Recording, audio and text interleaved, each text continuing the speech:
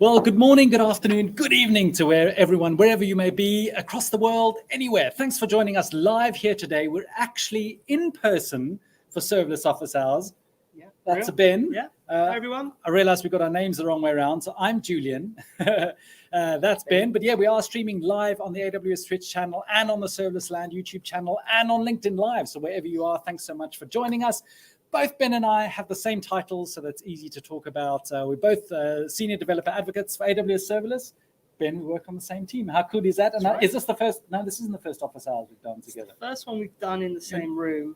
Exactly. Which is surprising considering we're same office, same team, same job. Exactly. Yeah. These things happen. But anyway, apologies for starting slightly late. If you're watching the recording afterwards, you would have had no concept of this. But actually, it's the London Summit tomorrow. And so Ben and I have been setting up the Serverless Espresso booth over there. And we had to dash back across London over here. And then, live streaming always has the gremlins and the technical details. But anyway, it's awesome to be with you here today. So, first of all, we're all live on Serverless Office Hours. So as every week, please, send us your questions. We'll be able to answer them as well as we can. Can I just point something out? My name is Benjamin_L_S. Not Benjamin. Told you we were running out of time. Yeah. So Benjamin, well, thanks for joining us. But yeah, just quickly looking back of the last week of Serverless, I had the product manager for EventBridge, Siva Pally, talking really nicely about global endpoints and how that can give you some extra regional flexibility in building your serverless applications. In terms of what's new in Serverless over the past week, well, what we're going to be talking about today is Lambda Function URLs.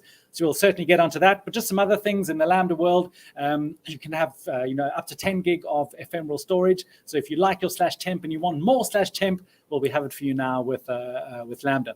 There's also a consolidated view of Lambda insights via application insights. So these are different parts of the CloudWatch world, and so you can just merge those together, which makes it much better. Global endpoints, as we spoke about for EventBridge, and Step Functions team carries on doing more and more stuff. So expand for over 20 new AWS SDK integrations.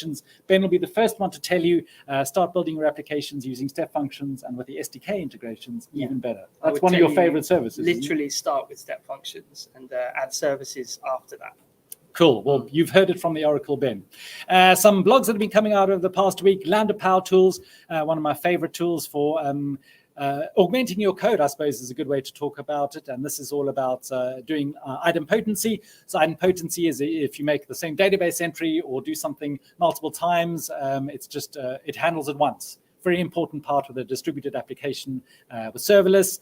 Global endpoints, what we talked about with Siva last week. Stephen Ledig has a great blog post about that. Jumping down to the bottom one, just for Lambda, building a custom Java runtime. So we've got so many people super interested in Java, and there's some great use cases from Christian and Maximilian for building a custom Java runtime. Gives you some more flexibility, reduces those cold starts, and gives you some more oomph. Worth on that also checking out the blog post from Mark Salas. Yes, Mark Sales is our Java guru, and he's also got some really cool ways that you can use environment variables with Java to be able to also speed up the cold starts. Yeah, good point. Thanks for bringing that out. I jumped over before a set of boasts that Talia Nassi on our team as well. She's looking at sort of some intro stuff for serverless and looking specifically at event-driven architectures. So for some fantastic blogs she's been coming out with, and there's definitely going to be more to come. So getting started, what is all about event-driven architectures, and then using EventBridge and some of the functionality of EventBridge to talk about all about that. So that was Talia Nassi's thing. I have mentioned this before. If you're building serverless architectures in AWS, some super experts have written this book, Peter Spassky, Jan Trey, and Ajay Nair. So really have a look at this book if you want to be getting all your info on serverless. That's obviously the wrong slide talking about global endpoints. We're not to. I told you we were live. But yeah, Ben, so you are talking to us about function URLs. Can you tell us, please, what are function URLs? Yeah, so function URLs is a newer, simpler way of invoking your Lambda functions synchronously using an HTTP request. Yep. And we'll go through them in some detail, but there's a few really important points to know. First is that it's actually part of the Lambda service itself. So this is not an additional service. It's not an add-on or a new feature on API gateway or any other sort of URL endpoint type access service. It's part of the Lambda service itself. And so that comes with some kind of really interesting capabilities, which we'll let's have a look. Let's cover it. Cool. Should I? Why don't we talk about it for a little while, Okay. and then show how to build a Lambda function with a function URL. Sounds good. Do you want to show the slide or just? Yeah, talk? let's do just a couple of slides. Cool, Won't there we go. spend too long on this. So this is what a function URL looks like. Every function URL will look like this. So it's always HTTPS. There's a uniquely generated ID, which I found quite interesting when we launched function URLs. Some of the heroes and the kind of serverless experts out there were figuring out how this URL ID was generated. Yeah. So that's something I never thought that would be Interesting. the task. But did they work it out, or I don't think they quite got there. No, is there something to work out? Yeah. So it's URL ID.lambda URL and then the region that you create it in, and then it always has .on.aws, and then everything you put after that slash will also invoke your same Lambda function that this URL is tied to. So that's a really interesting and important bit. And there's a sort of one-to-one mapping between a function URL and a Lambda function. Yes. You're not sharing them or doing something clever like that. No, each Lambda function can have its own single function URL. Yeah. Let's go to the next slide and show some other stuff about it. Sorry, I'm on the laptop duty because technical issues. So this is going to be the Ben and Julian show, trying to work this all out. It's going to be fun. Oh, there we go. Not. There's a bit of slack. There's some notes. Lovely jubbly. Yeah, there we go. Let's try and. Told you I was hitting the wrong buttons. What are we doing? PowerPoint? PowerPoint crashed. Function URLs. PowerPoint crashed. I'll just talk for a bit. Cool, then. exactly. So function URLs are part of the Lambda service, like I said. That means they're actually a separate resource in CloudFormation, and we'll show you how they look like in CloudFormation in just a minute. It's a unique URL to invoke your Lambda function, and you can actually point function URLs to the latest alias or a user-defined alias as well. Now, you can create a function URL from all the different ways you would expect. For example, in the AWS Management Console, using the CLI, using a template like SAM or CloudFormation or CDK. And I can show you a couple of examples of that in a minute. What I would normally do now is to go ahead in the console and build one. Are you logged into the console I am already? logged into the console. Let me share my screen. Yeah. Obviously, with the technical gremlins, PowerPoint crashed. So Brilliant. That's all right. We don't this is need that. just what we need. Exactly. We're talk to it flying instead. on. Okay, so that's that correct screen. Let me Just go. jump and, into the console and we'll show you how easy and quickly you I will can get the create a function console up URL to actually super invoke your well. Lambda. We will handle Lauren's question. In fact, while I'm getting up the Let me have console, a look at the question. there's Lauren Greedy Knock. Thanks so much for joining us via YouTube. Yes. Or Lorian, sorry, apologies for messing up your name. Yeah, what if my HTTP request connection gets closed? With the client timeout, with the Lambda function still run to the max of 15 minutes. Yes, so Lorian's hit upon one of the really interesting parts of function URLs. Because it's actually part of the Lambda service, there's no additional timeout limits put on Lambda. So a function URL request will hang around and wait for a response for up to 15 minutes, exactly in line with Lambda, right? So that's a really interesting point, because API Gateway, for example, was that 29 seconds timeout? Yeah. So you're getting, an extra 14 and a half minutes for those applications that might take a bit longer to run. Things like machine learning inferencing, for example. Yeah, perfect. So we have the console up on the screen. Do you want to drive the console, or are you going to tell me to drive the console? You can drive it. So here we go. This is the new, this is the create Lambda function. Yeah. You still have to give your function name there. Give it a nice snazzy name. No spaces, please. Exactly. Yeah. Here we go. And then if you scroll on down to the advanced settings, there's a little arrow here, and nestled amongst the options is this new thing to enable a function URL. So this brings us to our next talking point here. There's two ways of authenticating your endpoint when you use function URLs. You can authenticate using an IAM user or an IAM role, or you can just turn off authentication altogether and have your endpoint opened to the internet, essentially. Now, there's actually a kind of in-between mode where you can have no authentication but roll your own in code. So a bit like how Lambda Authorizer works. Yeah, but it's not a separate authorizing Lambda function. You just do it within the same function. Within the same function, yeah. So if you wanted to integrate with your own API keys or with Cognito or a service like Auth0, then you could build that in code in your actual Lambda function. Okay. But let's go ahead and choose none for now, just so we can quickly show you. So we're going to have this open.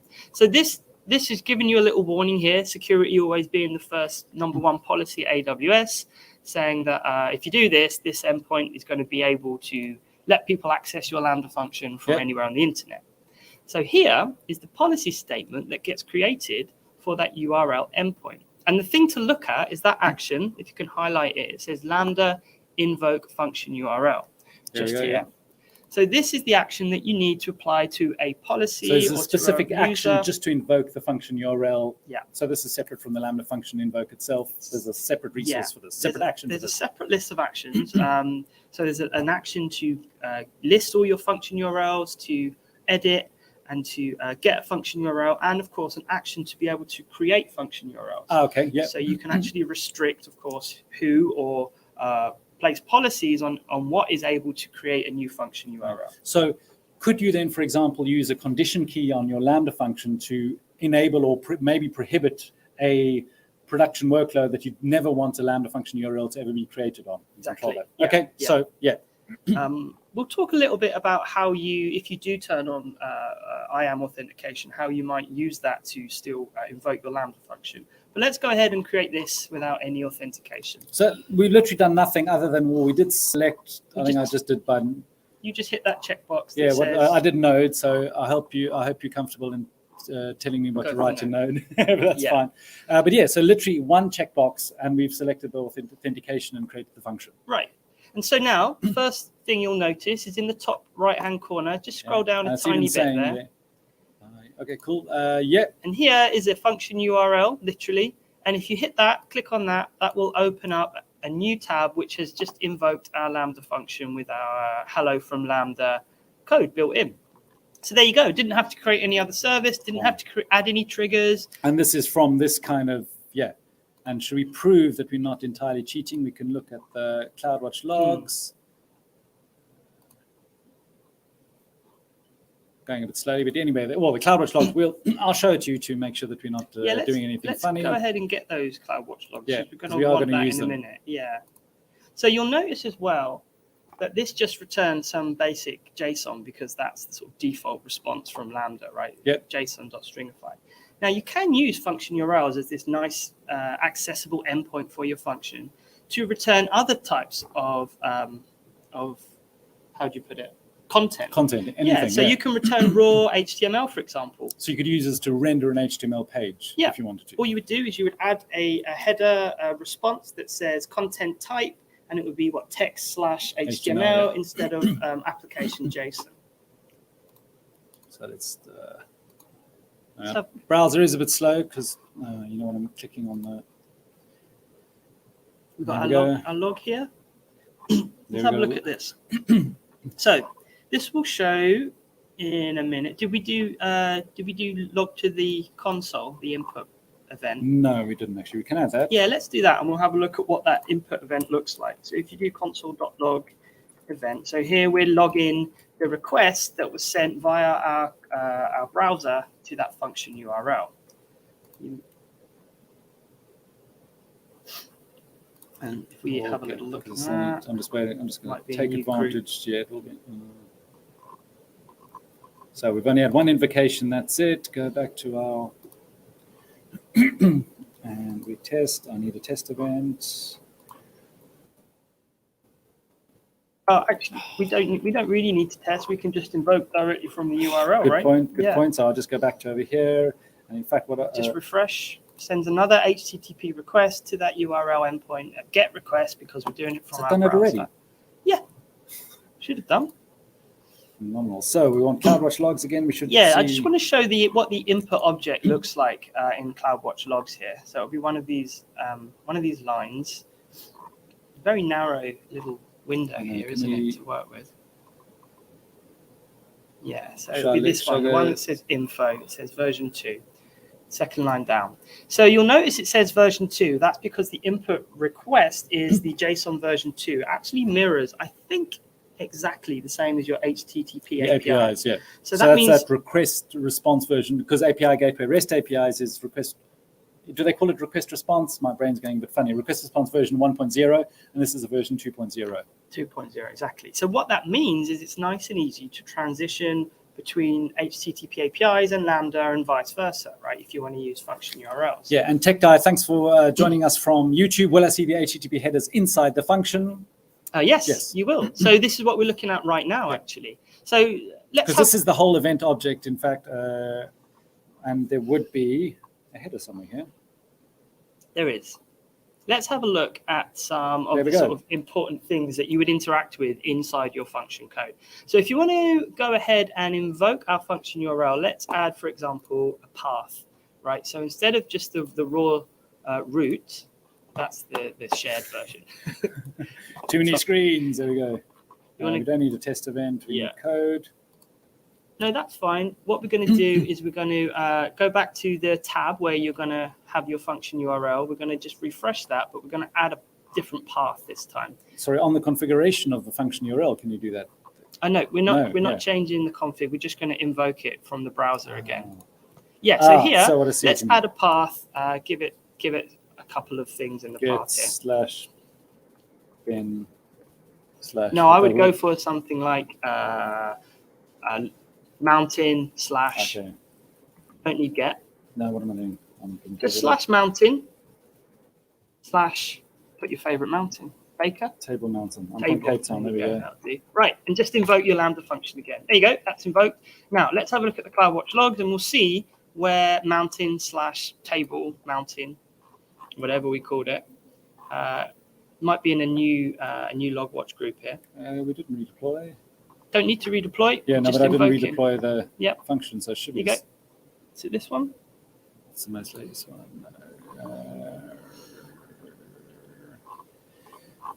I was expected a bit later on. There we go.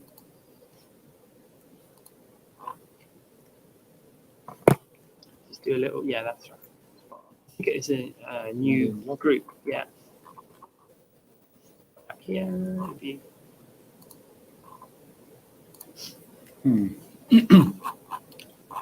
Unless it hadn't quite appeared. It'll be in one of these. Yeah, it'll be somewhere. I promise you.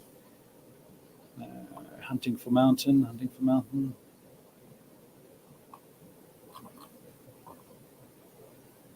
Where's the most recent one?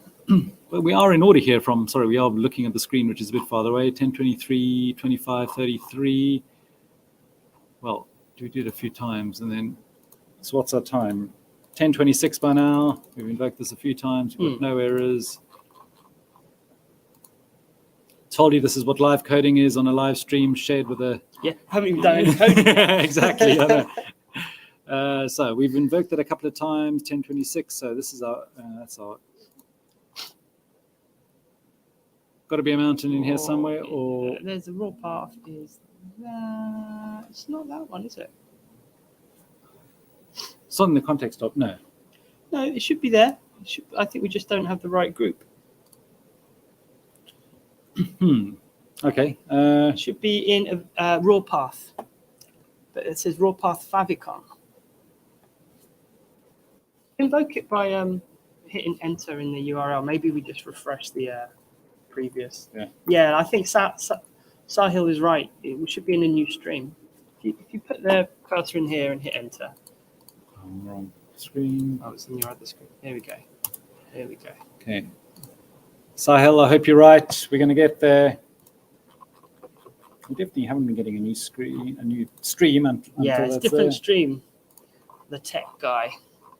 Have a little refresh. We're only getting a second. We're not getting a new stream. But why would we be getting a new stream if you're not redeploying the function? I thought the stream was the new one is based on the time difference. But it's based on the runtime environment or the execution environment. So each execution environment has its own log stream. Niall spotted it. It was there in the header. Was the file URL? Oh, Niall, that's what we need. We must have just glossed over it. Okay, Niall, you're on our headers. Oh, there we go. Well, that's a referrer. That's the referrer. We're sort of expecting it to. Where are we expecting to see it? In the event.raw path, it should be raw path up the top. But the raw path seems to be favicon. So something strange about how you're requesting it. Yeah, I could try another browser. Yeah, there's something odd going on. Some weird setup between the screen share. So I do just have another browser. Let's try this. Where are we going?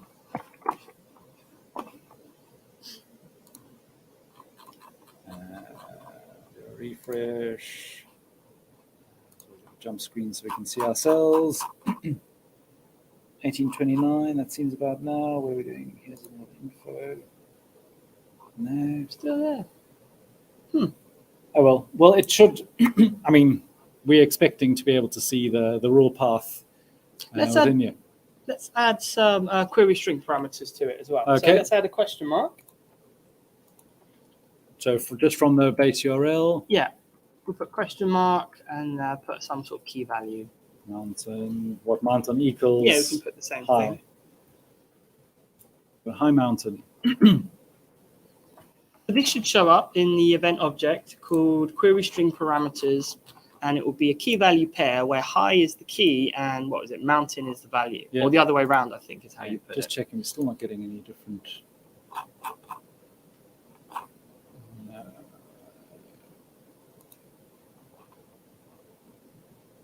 That's what we're looking for, Ben. Query string parameters.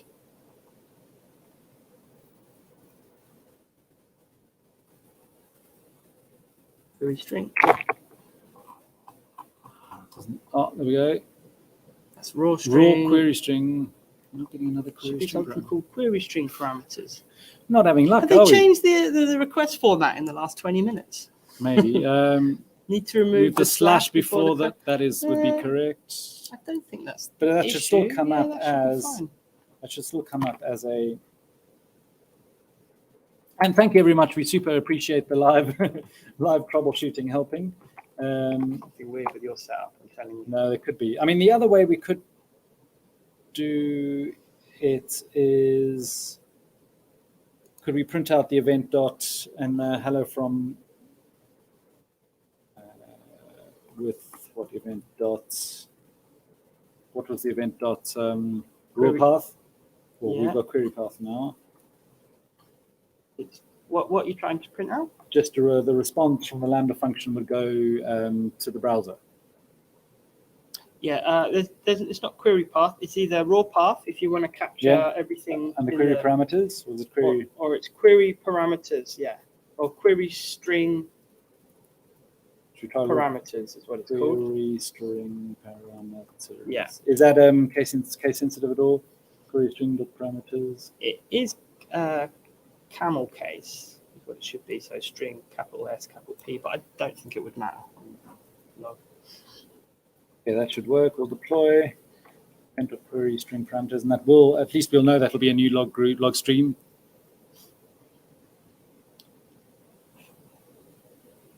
Yeah, while Raghu, thanks so much for joining us. Ben did this cover this. No worries for being a little bit late. So will we? Yeah, Ben, do you want to just explain that, and I'll make sure this deploys again? Yes. So because you're quite right here, because it's part of the Lambda service itself, it's not constrained by anything else. So all the limits that that it inherits from Lambda. So that means there's a 15-minute timeout, not 29-second timeout, like with API Gateway. It also means, by the way, and this is the big reveal and the really interesting use case on function URLs, it's free to access your business logic. There's no additional cost for accessing your function using a Lambda function URL. Ah, so no, literally this, yeah, no additional function. You're just paying for the Lambda function time. Yeah, you still pay for the is Lambda on for function time. Is my code wrong here? Just to be able to, the body, would that work with event.query string parameters? You've stringified it, so that should work. I would go for something easier like the raw path for now. Okay, just raw path. Yeah. I'm happy for anything to raw. Yeah, let's get something working. Does it matter about matter about raw path that the P is capital? No, that's it. That's exactly as it should be. Keep forgetting you don't have to test it in the console. Oh, but now we're doing query parameters, so we need a Just raw path would be / something. whatever. Yeah. There we go. There's something odd about the event we're inspecting. Okay, so well, let's do a last look in the. See, we 100% know our Lambda function is returning that. Oh, now we got some extra logs though. We did amend the code. Andreas says that sometimes he's used the wrong function URL. Yeah, I think we were using the right one because we've only created one, but that would definitely be a gotcha. Raw path is still. Okay, how this is bizarre because we are returning the raw path from within the function, which is correct. Do me a favor, go back to the code, and before the JSON.stringify, no, on the JSON.log event, let's put something in before the word event, a string that says new, and then put a comma. Yeah. And let's invoke that from the function URL. Make sure we are. No, you don't need a test. I've been working on another project purely in Lambda and doing a custom runtime, so I've been hitting that test about 4,000 times. Internal Sarah. Must be a little syntax error in our code there. I can't really see it. New event. Oh, does it not like us logging stuff like that? It should be fine. Should be fine. Yeah. Single quotes. Should make a difference. Now we're in node land. Oh, it did change the color. So camel case, Postman. Yeah, all good suggestions. Thank you, tech guy. Yeah, we're not sure about the camel case. Postman could be an option here as well. Thanks, Stephen, for joining us. But what am I doing? I'm clicking on.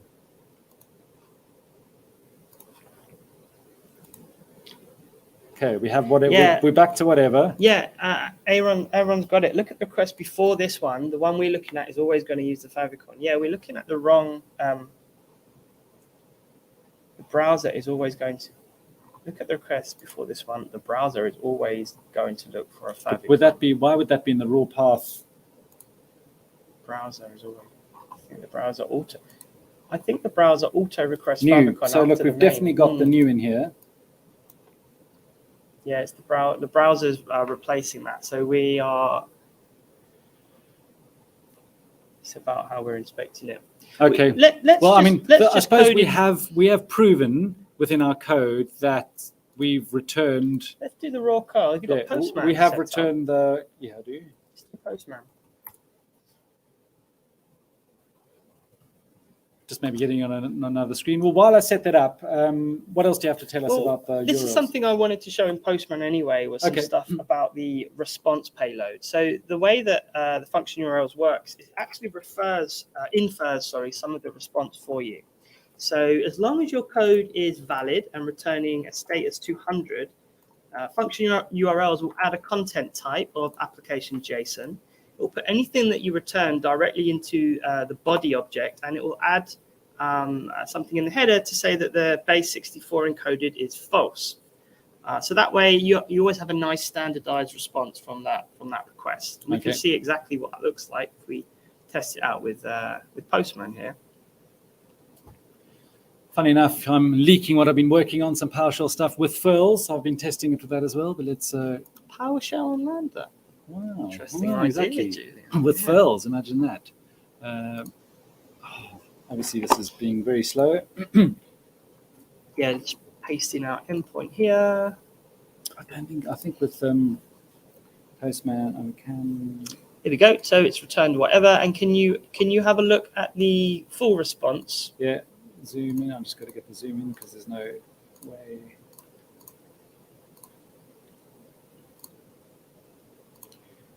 Let's look at the raw response, headers and all. That's the body. Headers. That's the header that we're sending. We don't want to look at the response headers now. Where am I looking at my response headers? If you draw that drop down, so here, look, you can see what I was talking about. It's added the content type application JSON. Yep.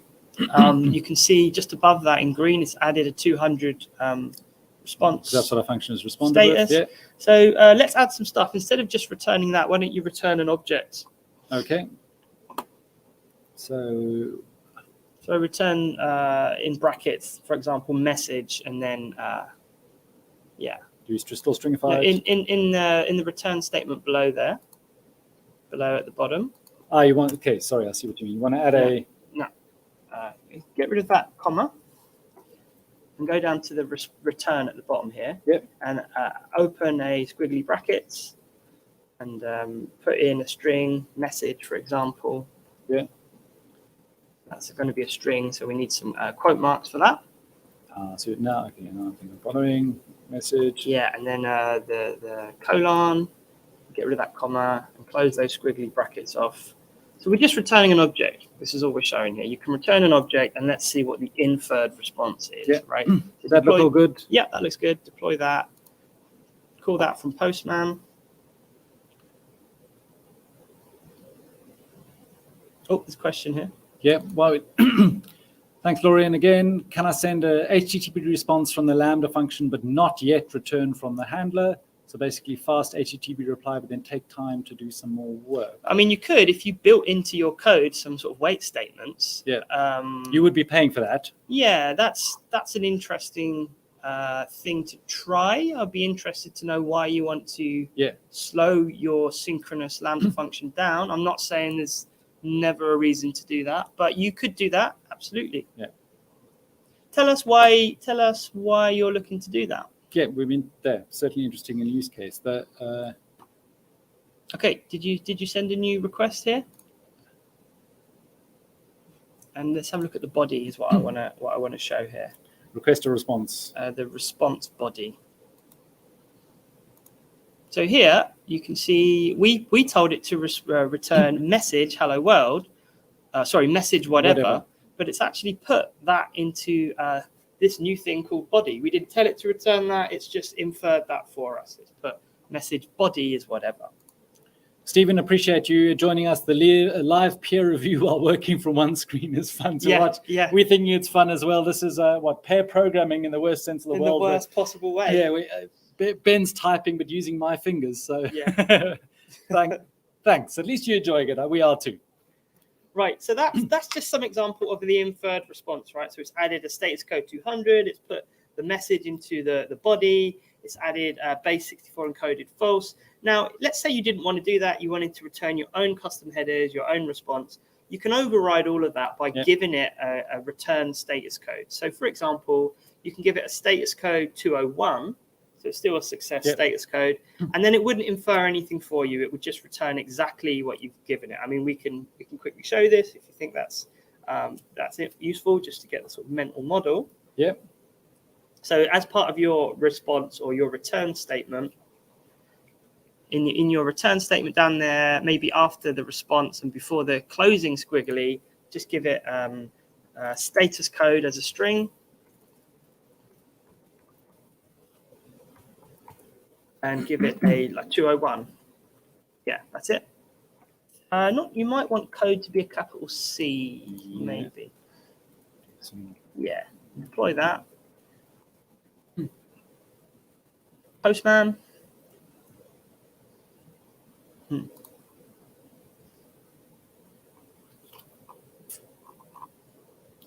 you go. Do you see the response is a 201, like we told it to? Yeah. Where's the body? There's no body. Brilliant. Well, but yeah, it's got to the 201. Message colon response, comma, squiggly brackets, look right, status code.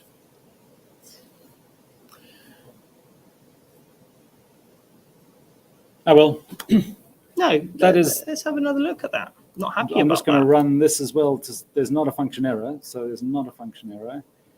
Have a look in the browser as well. Let's see what comes back in the browser. Just flick between the headers and back to the body in case it hasn't. I like that we still have a PowerShell user agent that we set as our header there, just to really try and confuse what people are watching. Yeah, it's great. Code looks good. You have status code twice in the code. Maybe that's the issue. Oh, we do. That might well be the issue. We didn't take the top one out. Let's put that in the response. That's probably what it. Change the response up, the status code up here to 201 instead of 200, and delete the other one. Good spot. Yeah, thank you. This is not just pair programming with two. We are pair programming with the entire internet. So yeah, we super appreciate it. Yeah, I wish these guys could sit over our shoulder. Yeah, can we do this more often, please? Building serverless espresso. Let's try that. So where are we going? We're going back to Postman, send the response. There we go. There we go. So it's got our updated status code, and it's not inferring the response in the same way. That's all we were trying to show, essentially. Yeah. Okay, there's a couple of things that we probably don't have time to show, but I do want to talk about it. We mentioned the IAM authentication that you can add to your to your function URL. Now, if you want to then invoke your function using... yes, sorry, we do. Rawman has just spotted that your status code is 200, not 201. I think it's because we want it outside of that response. Yeah. So we deleted it's got to be separate. one. Yeah, we deleted the wrong one. Cut and paste it into the return. Yeah. And paste it after. Yeah. We'll come back. Deploy. Thank you, Rawman. Joining us from Twitch. Appreciate. Doing it again. I did deploy. Yeah. Appreciate you helping us out here. Yeah. Status code 201. We don't have a raw body, but we don't have a body. so back to what we had before. It'll be something to do with the way we've stringified that and added it. I think. Well, we haven't stringified. We have the body. Yeah. That's just our typing, I think. Yeah. So my point was that you can add authentication using IAM, right? What you then do if you want to invoke your function from your function URL, and that function has IAM authentication added to it, you need to create a SIGv4 signed request, and you need to add that to the header of your HTTP request. Okay. So SIGv4 signing request, generally you'd use an SDK to generate that. I should think so. I mean, I've looked at doing that manually, and as you can see from our brilliant typing in the console here, like it's a long-winded process to create that manually. You have to create all sorts of canonical strings, and then a string to sign and a key to sign. And you have to put them together and encode them, and it's awkward. And I don't really see why you'd ever need to do that manually. So using the AWS SDKs, using any kind of a code library, they have these things built in that you can create a SIGv4. You can also create a SIGv4 really easily using Postman. It has a special authorization type. We can probably find this here on Postman. If you go to the auth tab, that's quite small. Yeah, but I think there's one called, I think, AWS Secret or Signature. AWS there you go. Let's click on that. And here you, do you have an access key there that's a real one on the right? No, I don't actually. Looks like there might be one there. That's not a valid one. Okay, so here you just simply add in your access key and your access secret key ID, and it will generate that SIGv4 for you and add that to your header, so you can test really quickly with Postman. You just need to make sure, of course, you've applied that policy to the function URLs. You've applied the correct invoke action to it. Okay, we are getting some comments about someone's giving you're us returning message, not body. We I beg pardon? Yeah, we're returning message, not body. Brilliant. Yeah, that's exactly what's happened. Do we just add a comma body here? I would just return status code 201 and just then comma body. Yeah. See what that does. Would we pass any live coding interviews for tech companies like AWS? Who would know? What have I done here? What's happened here? Oh, it's a string, isn't it? Or no? Oh, it's not an object. Body is not an object. Response or not? Yeah, response. That's what There we go. Thank you very much, Security Live. We appreciate it. Sahil, interestingly, we're about to test this out. Yeah, that's a good point. That could be a very good point. Postman might not be configured to show the 201 status. I don't want any no auth because that's just going to confuse the issue. Let's go with Sahil's explanation that Postman's not configured to show the actual response. We'll go with that one then, shall we? Yeah, I like that one. Thank you, Sahil. Sahil can stay. I like as well that Focus Otter has given an example of how to use a library to create SIGv4 sign requests. So, Focus Otter, thank you very much. Obviously, you're doing this recorded over here, so you'll be able to, don't have to type this out really quickly. You can watch the recording afterwards, which is available on the Serverless Land YouTube channel. But Focus Otter, thank you very much. It's worth mentioning as well that there's some new CloudWatch metrics that are available that come with function URLs. So there's a metric that sums the URL request counts. There's one that sums the 4x and the 5x errors. And there's a metric that lets you get the average and the max latency when you use function URL. So the latency is the time between the request received and the response that's returned. So it's all the usual things you would expect from using an endpoint, Some extra. Focusdata also had a good thing beforehand. Just tried fills in project. The last log is a favor icon for the raw path, but the log directly above has both my raw path and the raw query string populated. Oh, right. There you go. So it's there. So maybe it's my browser doing something strange. Something hacky going on. The other thing, is there any other questions that we want to? We can talk about some other security concerns. The tech guy talking about a VPC, but I did have a bigger question about that, which was interesting. Thanks, tech guy. Christoph joining us from YouTube. Thank you. Like the idea of function URLs. Good, we do too. Is there going to be a VPC endpoint for them at some point? Asking from a enterprise network point of view, where I would like to have a private URL. That's sort of two different things, I suppose, whether there's a VPC endpoint for the function URL or whether it is a private URL. At the moment, there isn't a private URL. I don't know what extra you've got to say about that. Also, think of the point of the function URLs at the moment is to be very lightweight, easy, basically free URLs in front of a Lambda function. If you do need advanced capabilities, API gateway is going to go. And so obviously that's going to be private URLs for that. We'll definitely send your feedback back to the product managers. This has come out recently. So, there are a whole bunch of keen requests coming in. But anything else to add on that? No, I think you're right. Like if that's something that you need right now, then there's other services. There's API gateway, REST APIs, There's application load balancer, which works with AWS WAF. So that this is not going to be suitable for that at this point in time. You can still use a VPC endpoint, to Lambda as well from within a VPC. So I know that hasn't got a URL in the front of it, but when you're that close to running the Lambda function within AWS, maybe that's going to be good enough for you. The other thing I wanted to kind of mention here is that just because this is a synchronous invocation of a Lambda function using a URL, it doesn't mean you can't use this as kind of cost-effective access to your AWS stack, your backend services, right? You can invoke your Lambda function using a function URL with an HTTP request and have that Lambda function kick off asynchronous processes. And you essentially have free access now to those other services. You can kick off a step functions workflow. You can fan out to Amazon SNS, to multiple other Lambda functions if you want to process things concurrently. Yeah, it's a shame. Sorry, my PowerPoint keeps crashing as soon as I open it. But Ben's got a really good use case he's been talking about of doing the synchronous versus asynchronous. And it's a shame we can't get the slide up. I'm a visual person, so I like to see it.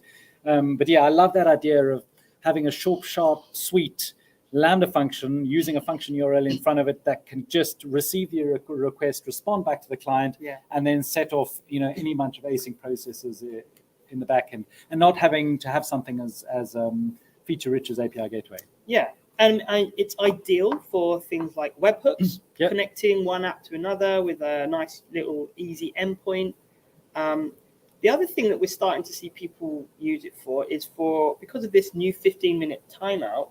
Is things like machine learning inferencing, where you can store your ML models in an object store, something like S3.